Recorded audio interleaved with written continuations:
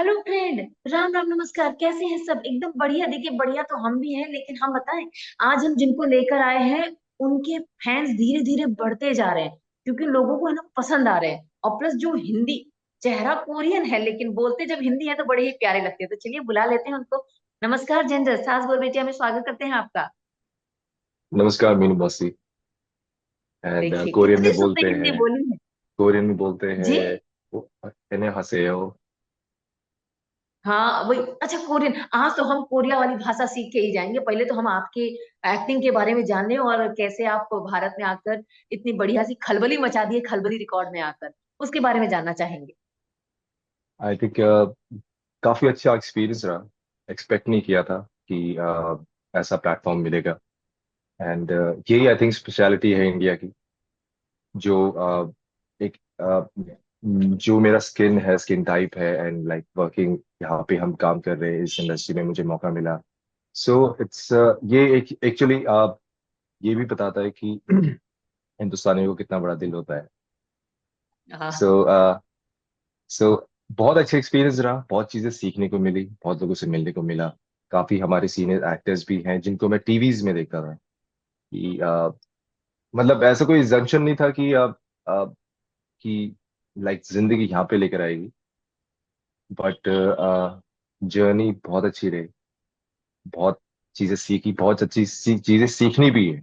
So overall experience everything is much much much better. अच्छा जिंदर, हम आपसे एक चीज जानना चाहेंगे। देखिए जैसे कि आपने कहा स्किन टाइप और जो चेहरे की बनावट है, देखिए कोई भी देखेगा तो बोलेगा अरे ये तो कोरियन है, ये हिंदी नहीं बोल पाएंगे। क्या ऐसा कभी आपको सुनने को मिला जब आपने कभी भी इंडिया में आके ऑडिशन वगैरह दिए? बहुत आई थिंक जब मैंने इंडिया में अपना करियर स्टार्ट किया था तब मैंने एज अ मॉडल किया था, जो मैं अब भी करता हूँ। एंड बहुत टाइम ऐसा होता है कि मैं नए लोगों से मिलता हूँ तो उन्हें ये लगता ही नहीं कि मुझे हिंदी आती है। तो कई बार अच्छा भी होता है कि लाइक मुझे मेरे बारे में बात कर रहे हैं। मतलब मोस्टली मैंने ये देखा है कि अगर मैं किसी इवेंट में चला गया या ड्यूरिंग किसी शूट्स में चला गया तो उन्हें लगता है कि मुझे हिंदी आती ही नहीं है। तो वो पीछे बात करते हैं मेरे बारे में, और अरे मैं वाह। ऐसा प्रेजेंट करता हूँ कि मुझे हिंदी आता है पता ही नहीं। So it's a suspense and also it's like a funny part. And last में मैं उन्हें थैंक यू बोलता हूँ बिकॉज लास्ट टाइम मुझे याद है कि कुछ गर्ल्स थी जो ड्यूरिंग द शूट्स मेरे बारे में बात कर रही थी। As of now like they are giving me compliments. So अच्छा। मैं ऐसा प्रेजेंट कर रहा था कि मुझे पता ही नहीं है। जब शूट खत्म हुआ तब मैंने उन्हें थैंक यू बोला और मैंने थोड़ी सी हिंदी में बात की, जो कि उनके लिए सरप्राइजिंग भी था, शॉकिंग भी था और अच्छा भी था। हिचकिचा भी गई होंगी लड़कियां कि अरे बाप रे, जितने सारे हिंदी जानते हैं क्यों। हाँ, उनको एक्चुअली ये लगा कि सब बोल दिया। अच्छा एक बात बताइए, ये तो खलबली रिकॉर्ड्स में जब आप ऑडिशन दिए, ठीक है, एक तो हिंदी गाना भी गाना है आपको, तो जब आप ऑडिशन के लिए गए थे खलबली हम्म, रिकॉर्ड्स के लिए, तो वहां पर आपको देखते ही सबसे पहले जो कास्टिंग डायरेक्टर रहे होंगे, उन्होंने क्या बोला? हाँ जी। बेसिकली जो मुझे इन्फॉर्मेशन दी गई थी, मेरे जो कास्टिंग डायरेक्टर्स हैं उन्होंने बताया था कि उन्हें एक नॉर्थ ईस्ट फेस चाहिए जो एक अच्छा। फ्लुएंट हिंदी बोलता हो। एंड मुझे याद है कि जब मेरे पास रोल आया था तो उस टाइम सेकेंड लॉकडाउन चल रहा था। अच्छा। एंड उस टाइम मैंने प्लान किया था कि मैं मास्टर्स के लिए प्लान कर रहा था, बट उस टाइम एडमिशन्स ओपन नहीं थे। एंड बिकॉज पुराने जो एग्जाम्स होने थे वो पोस्टपोन हो चुके थे, जिसकी वजह से न्यू एडमिशन्स ओपन ही नहीं हुए। सो अब मैंने सोचा कि क्या करें, इसको इस टाइम को यूटिलाइज कैसे करें। सो मैंने एज अ मॉडल सबके साथ, सारे सेलिब्रिटीज के साथ काम मतलब रैम्प शेयर किया है। बट आई थॉट कि एक बार मैं ट्राई करके देखता हूँ एंड एटलीस्ट एक्टिंग के बारे में थोड़ा सा मोर इन्फॉर्मेशन मे बी शायद मेरे पोजिंग मॉडलिंग में काम आ जाए मुझे। बट मेरे लिए कुछ और ही कहानी लिखी गई थी शायद। सो जैसे ही बिल्कुल। मैंने अपना एक्टिंग कोर्स कंप्लीट किया, दिल्ली से किया था। सो जो मेरे टीचर्स हैं वो नेशनल स्कूल ऑफ ड्रामा से हैं। अरे वाह। एंड तो उसके बाद हिंदी आपको, मतलब तो मैंने हिंदी अपनी में आपकी हिंदी को पकड़ बहुत एक्चुअली बढ़िया ज्यादा है। थोड़ा सा काम किया। कोशिश की थी, मैंने थोड़ी कोशिश की थी। अरे अ, इस कैरेक्टर के लिए मुझे जो रोल प्रिपेयर करना पड़ा था जो मेरी निजी लाइफ से बिल्कुल ऑपोजिट है। अच्छा। मैं जितना इंट्रोवर्ट चाहे हूँ अपनी पर्सनल लाइफ में ज्यादा बात नहीं करता। ये कैरेक्टर उतना ही ऑपोजिट है। सो पर पहली बात तो मेरे लिए ये बहुत मुश्किल था कि अपने आप को इस दूसरे रूप में कैसे ढालें। एंड इसके साथ मेरे डायरेक्टर ने मुझे बताया था कि इसमें आपको प्रॉपरली दिल्ली का एक्सेंट चाहिए। अच्छा। तो उसके बारे में थोड़ा सा काम किया। एंड मुझे याद है कि जब मैं आई थिंक ट्रैवलिंग कर रहा था उस टाइम। सो मुझे बताया गया था कि आपको ढूंढा जा रहा है किसी काम के लिए, किसी प्रोजेक्ट के लिए आपको ढूंढा जा रहा है। एंड मेरे पास मैसेजेस भी थे, और आई थिंक मैं रिमोट एरियाज में था जहाँ पे पहाड़ों में नेटवर्क जाता ही नहीं है। नेटवर्क में, हाँ। सो मैं जैसे नीचे आया, देन ट्रैकिंग के बाद उसके बाद आई सॉ कि मैसेजेस आए मेरे पास। तो मुझे लगा कि शायद कोई नॉर्मली ही एडवर्टाइजमेंट या कुछ होगा जो end of the day cancel हो जाता है या पोस्टपोन हो जाता है, तो मैंने इतना ध्यान नहीं दिया था। But this role is actually chasing me, ये मुझे काफी टाइम से चेज कर रहा था। आई थॉट कि ये this something serious. So I called everyone, and मैंने अपने डायरेक्टर के साथ जूम मीटिंग्स भी की। एंड कास्टिंग्स से हमारे आशीष हैं जो दिल्ली में थे, उन्होंने मेरी कास्टिंग्स वगैरह की। And that's how I got to confirm. मेरा आई थिंक मुझे सबसे लास्ट में फाइनलाइज किया गया था। अच्छा। अ, हाँ, बिकॉज जो मुझे बताया गया था कि मेरी कास्टिंग सबसे लास्ट में हुई थी, मुझे सबसे लास्ट में फाइनलाइज किया गया था। एंड बट अनफॉर्चुनेटली मुझे क्रिटिक्स से और ऑडियंस से काफी अच्छा प्रेज मिला है। ये तो है, देखिए आजकल है ना भारत देश में कोरिया बहुत छाया हुआ है। चाहे वो बीटीएस ले लीजिए, चाहे वो कोरियन ब्यूटी प्रोडक्ट ले लीजिए, चाहे वो कोरियन स्किन ले लीजिए, सभी लोग मरे जा रहे हैं कोरियन स्किन पाने के लिए। तो सबसे पहला तो राज हम आपसे जानना चाहेंगे, कोरियन स्किन का राज क्या है, ताकि हमारी जितनी ऑडियंस है वो सुने और उसे अपनाए। आई थिंक जेनेटिक्स, पहली बात तो। बिकॉज फर्स्टली जेनेटिक्स इंपॉर्टेंट रखता है। एंड बहुत आई थिंक ये बहुत सारी चीजें सिंपल है लाइफ में। मैं मानता हूँ कि इंडिया में आयुर्वेद का निर्माण इंडिया में हुआ है। बिल्कुल। आयुर्वेद इंडिया से ही पूरी दुनिया में गया है। सो मैं ये मानता हूँ कि जितना आप सिंपल खा सकते हैं। मुझे हिंदुस्तानी खाना बहुत पसंद है। अरे वाह। मैं जहाँ भी ट्रैवल करता हूँ, जिस स्टेट में जिस सिटी में ट्रैवल करता हूँ, मुझे वहाँ का ट्रेडिशनल खाना और घर का खाना बहुत पसंद अरे वाह। है। तो तो जितना देखिए, सिंपल खाओ उतना अच्छा है। हाँ, और तो आई थिंक एक चीज और है, देखिए हाँ जी। कोरियन स्किन के साथ साथ लोग ये भी जानना चाहते हैं कि कोरिया में ना ज्यादा ज्यादा ना राइस प्रोडक्ट बनते हैं, और खाया भी राइस ही जाता है। हम्म और यहाँ तो बोलते हैं कि नहीं भाई, हम हम्म चावल नहीं खाएंगे वरना मोटे हो जाएंगे। ये बात कितनी हद तक सही है, कितनी हद तक गलत? कैसे वहां पर लोग चावल के प्रोडक्ट ज्यादा यूज करते हैं खाने पीने में भी? हम्म हम्म। हाँ, आई थिंक सब चीजों में राइस बहुत ज्यादा यूज किया जाता है। उनका मेन जो फैमिली ट्रेडिशन डिश है वो राइस का ही है। एंड ऐसा कोई प्रॉब्लम नहीं है कि आपको राइस खाना नहीं चाहिए, आप खाओ, घर का खाओ। बस बट एक सेहत। एक टाइम टेबल से आप खाओ। एक टाइम टेबल से, बिकॉज हमारा अब ऐसा होता है कि हम खाते सब कुछ है, पर उसके अरे साथ हम सेहत वर्कआउट वगैरह भी करते हैं, योगा कर लिया किसी दिन, साइकिलिंग कर ली। बट बहुत मुश्किल हो पाता है, बिकॉज हर प्रोफेशनल का एक अपना टाइम टेबल है। बिल्कुल। काफी लोग ऐसे भी, जैसे आप जैसे हमारी मीनू मौसी हो गई, तो हाँ, इनका कोई इनका भी टाइम टाइम टेबल टेबल नहीं है, किसी भी टाइम, हाँ किसी भी टाइम पे ही उन्हें काम करना पड़ता है, कोई एग्जैक्टली नंबर ऑफ आवर्स नहीं है। है। तो बिल्कुल। उसमें आपको कोशिश करें कि आप ऐसी कोई एक्टिविटी करें जिसके साथ आप एक फिट लाइफ को भी जिए। जैसे आप खाना खाने के बाद आप वॉक करें। एंड कम कोशिश कीजिए कि आपको जितनी भूख लगी है उसका 70% तक खाएं। अच्छा। अच्छा, जिंदन, हम आपसे एक और चीज जानना चाहेंगे। यहाँ पर आपने गाना भी गाया है इस सीरीज में, खलबली जी। रिकॉर्ड्स में। तो एक गाना, हाँ कोई जी। भी एक गाना जो आपने वहां गाया हो, यहाँ हमारे दर्शकों के बीच, अगर आप गा सके। सो बिल्कुल। मैंने सबसे ज्यादा गाने परफॉर्म किए हैं इस सीरीज में। सो अच्छा। मेरे तो बहुत सारे सॉन्ग्स हैं। जो मेरा फेवरेट सॉन्ग है जो मैंने गाया नहीं है, बट ओवरऑल मुझे सारे गाने अच्छे लगे।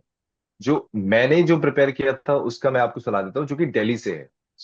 मेरा अच्छा। कैरेक्टर है निंजा, इस कैरेक्टर में, निंजा। इस सीरीज में। उसका एक सॉन्ग है जो पहला उसका इंट्रोडक्शन होता है। ढूंढा मैंने खुद को, फिर मैं चलता अपने रास्ते पे, करता मैं पास तो कम हो, चलता फास्ट बेटे। दिल्ली की सड़कों पे तू देख हम कैसे साथ लेते, जो चाहे नीचे ऊपर बढ़ना नीचे ही है फास्ट, दे लेंगे मुझसे भी कई सब रैपर सो फास्ट बेटे, जो कहते शाप जीते अब मैं उनका सांप बेटे, लेबल वाले राह देखे थोड़ी करवा दूं उनकी जेब भारी, पर पास मेरे इतना टाइम नहीं है ना देते ये फेम। इस काइंड ऑफ एक ये सॉन्ग है, और दूसरा है I think if I am not wrong, एक है जीता मैं थोड़ा अलग तरीके के तौर से, खुद की बनाई जो भी लकी चलू टॉर में, नहीं ये कोई इमेज बना के मैं चलू, लिखा जो जिया मैंने खुद से ना लिखा है किसी और से। अरे वाह, मतलब इसमें सारी की सारी लाइनें आपने हिंदी चुनी। हम तो सोच रहे थे कि एक आध लाइन तो अंग्रेजी डाली होगी, अंग्रेजी या फिर अपने वहां की भाषा की, लेकिन पूरा हिंदी बोले बिना सो रुके। अच्छा एक बात बताइए, हिंदी कहते हैं जी। बोल जितनी सरल भाषा है, सीखना उसमें मतलब एकदम अंदर कोर तक जाना बहुत कठिन होता है। उसमें बहुत सारे वर्ड ऐसे होते हैं जो बोलने में, हम्म, प्रोनाउंसिएशन में थोड़ी दिक्कतें आती हैं। आपको दिक्कतें हम्म। आई थी या फिर आप पहले से ही बचपन से ही प्रो हैं हिंदी बोलने में? नहीं, मुझे दिक्कत बहुत आई थी। पहली बात तो मुझे हिंदी सीखनी है, उसके बाद मेरा कैरेक्टर चांदनी चौक से है बेसिकली। सो हम्म। जो निंजा की फैमिली है, उसके फादर आर्मी से थे, जो कि नहीं रहे, गुजर चुके हैं, और उनको उनकी मदर ने पाला है। सो मेरा बॉर्न एंड लाइक इस कैरेक्टर का बॉर्न एंड ब्रॉट अप और raising is in Chandni Chowk. तो पहले हिंदी सीखो, उसके बाद मुझे चांदनी चौक की लैंग्वेज उसमें ऐड करनी, एक्सेंट ऐड करना है, अरे बाप रे, जो कि बहुत कठिन रहा। हार्श, बहुत फ्लुएंट एंड एक बोल्ड कैरेक्टर है, तो उसमें मुझे ढालने में मुश्किल पड़ी थी। बिल्कुल मेहनत भी की है आपने, देखिए और वो एंड ऑफ द मेहनत भी रिजल्ट रंग आपके लेकर आई पास है। है। मेहनत भी रंग लाई है। अच्छा चलिए, गानों की कोशिश। बात हो रही है, जेंडर गानों की बातें हो रही हैं, तो जाहिर सी बात है आपको हिंदी भी आती है, तो हिंदी गाने भी ढेर सारे आपने सुने होंगे। तो अगर हम आपसे पूछे कि कोई हिंदी जी। गाना आपके जमाने का जो आपको बहुत पसंद हो और आप सुनना, मतलब जब भी खाली बैठे और वो सुनना पसंद करते हो, तो ऐसा कौन सा गाना होगा बॉलीवुड का? सो मेरी mother basically retro music Hindi बहुत सुनती है, किशोर कुमार, कुमार सानू, सोनू निगम, एंड लता मंगेशकर, श्रेया अरे वाह। घोषाल। सो इनके गाने आई थिंक मैंने बहुत सुने हैं। मुझे पुराने गाने बहुत ज्यादा कनेक्टिंग लगते हैं। अरे वाह। तो अ, मेरी मदर्स के काफी अच्छे फेवरेट एक्टर्स भी रहे हैं, जैसे सलमान हो गए, शाहरुख खान हो गए, अमिताभ बच्चन हो गए, राजेश खन्ना, दिलीप कुमार। अरे एंड मुझे एक एक्टिंग याद भी है, जब मैंने सलमान खान के साथ जब मैंने शो किया था, उनके साथ एक रैम शेयर किया था, तो मुझे अपनी मदर से बहुत सुनने को मिला था। अच्छा। वो इसलिए सुनने को मिला था कि उसने बोला था कि एक्टर मेरा फेवरेट है और तू उसके साथ शो कर रहा है, ये क्या बात हुई, मुझे बुलाया भी नहीं। बट उस टाइम आई थिंक सिक्योरिटीज ऐसी थी जिसकी वजह से मैं बुला नहीं पाया। एंड सेकंड, जब सेकंड इंसिडेंस हुआ था जहाँ पे मैंने रैम शेयर किया था शाहरुख खान के साथ, सो मेरी मॉम ने मुझे घर में एंटर होने ही नहीं दिया था। अरे बाप रे, इतनी नाराजगी। हाँ। अच्छा एक चीज और जानना चाहेंगे, देखिए निंजा का तो गाना आपने गा के बता दिया, वो तो निंजा के गाने थे, रैप गाने वगैरह पूरे। लेकिन अब हम जेंडर से जानना चाहेंगे, जैसा कि आपने बताया आपकी मम्मी इतनी फैन रही है रेट्रो के गानों की, हम्म। तो एक आध तो गाना आप जी, हमारे दर्शकों के लिए गा ही सकते हैं। बिल्कुल। जो मेरे सॉन्ग्स रहे हैं, मेरे हैं जो अभी आई थिंक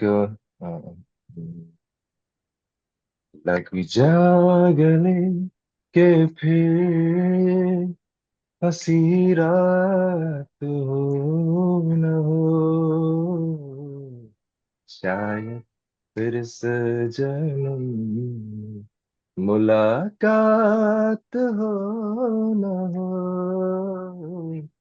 लग जा गले से से।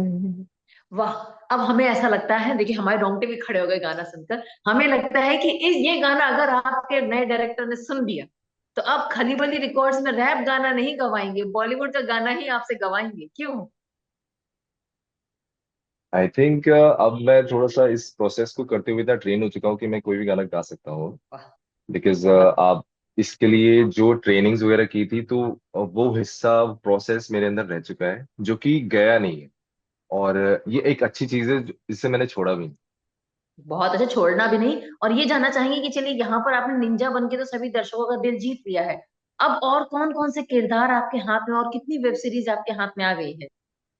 सो जहाँ तक मेरी बात हुई है कि आई थिंक ये नेक्स्ट सीरीज हम इसका प्लान कर रहे हैं, अरे क्योंकि वाह। हमें क्रिटिक्स से, ऑडियंस से काफी अच्छा रिस्पांस मिला है। जो इस इंडस्ट्री से रिलेटेड है, जो हिप हॉप कल्चर्स के आर्टिस्ट हैं, उनसे मुझे काफी अच्छा रिस्पांस मिला है।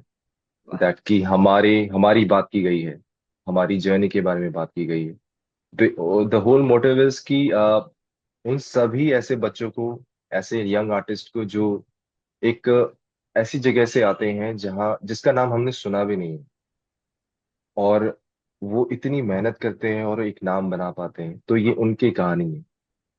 एंड वाह। इसके साथ साथ अभी कुछ ऐसे प्रोजेक्ट्स हैं जो मैं शायद आपको अब डिस्क्लोज नहीं कर सकता, बिकॉज इट्स वेरी कॉन्फिडेंशियल, मुझे बताया गया था। But there is something very exciting जो ऑडियंस शायद मुझे देखना चाहती है, और मे बी शायद मुझे एक्सपेक्ट भी नहीं किया होगा उन कैरेक्टर्स में। uh, आने वाले भविष्य में वो मैं पोर्ट्रे करने जाऊंगा। एंड आई होप उन्हें पसंद आए। बिल्कुल, देखिए अभी बताइए भी नहीं, कैसे बता देंगे तो फिर मुलाकात करने का मौका नहीं मिल पाएगा। तो हम चाहेंगे कि आप सरप्राइज के तौर पर फिर से हमसे मुलाकात कीजिए, नए किरदार के बारे में ढेर सारी बातें करेंगे। बिल्कुल, बिल्कुल, मैं इस बहुत बहुत चीज के धन्यवाद। लिए हम सब, आपको भी, मीनू मौसी को भी धन्यवाद, अपना कीमती समय मुझे देने के लिए। और मैं आपसे चाहूंगा बात कि करके आपसे बात करके वाकई हमको भी बहुत अच्छा लगा। इनफैक्ट मतलब हमारे दर्शक आपने जो गाना गाया है वो सुनकर तो बहुत खुश होने वाले हैं, और आपके लिए बहुत सारे कमेंट्स भी आने वाले हैं। तो बस यही उम्मीद मैं, रहेगी कि जब दोबारा मुलाकात हो तो नए गानों के साथ और नई जर्नी के साथ ढेर सारी बातें करें। बिल्कुल, मेरी भी भविष्य में यही कामना रहेगी कि मैं आपसे दोबारा से आपसे मुलाकात हो, और मैं अपने जितने भी दर्शक हैं उन्हें हंसा सकूं, उनके साथ रो भी सकूं, उनके साथ जिंदगी का एक नया पहलू भी देख सकूं। बिल्कुल बिल्कुल, फिर मुलाकात करेंगे। फिलहाल आपसे विदा लेते हैं। धन्यवाद। जी, मैं भी आपसे धन्यवाद। आपका दिन शुभ रहे। बिल्कुल, आपका भी दिन शुभ रहे, और दर्शकों आपका भी दिन शुभ रहे। बस सास बहू बेटे का यूट्यूब चैनल सब्सक्राइब कर लीजिएगा, ऐसे खबरें आपको सास बहू बेटे हर वक्त देती रहती है। फिलहाल जाते हैं, बाय बाय।